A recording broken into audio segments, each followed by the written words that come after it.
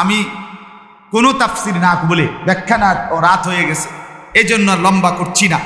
শুধু একটা কথা শুধু শুনাই, সেটা হলো স্বপ্ন নিয়ে একটা কথা শুধু আপনাদেরকে বলেই আজকে শেষ করছি। স্বপ্নের ব্যাপারে একটা গুরুত্বপূর্ণ কথা শুনবেন, সেটা হলো 1 নম্বর কথা হলো স্বপ্ন দলিল নয়। স্বপ্ন কি নয়? দলিল কোরআন এবং সুন্নাহ। দলিল কি?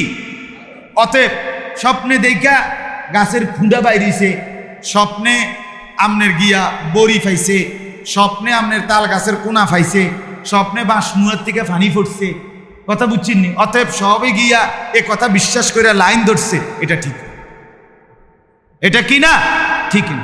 স্বপ্নে আমারে বলছে অমুকখানে কুয়া খুললে এটা হবে ওইটা হবে, এই কারণে বাকিরা এটা মেনে নিছে না। স্বপ্ন দলিল নয়, বরং প্রত্যেকটি স্বপ্নের ব্যাপারে প্রথম কথা হলো যদি কোনো সিদ্ধান্ত নিতে হয় সেটাকে কোরআন এবং সুন্নাহর আলোকে বিশ্লেষণ করতে হবে। কথা বোঝেন না? কোরআন সুন্নাহর আলোকে কি করতে হবে? সেটাকে বিশ্লেষণ করতে। যদি সব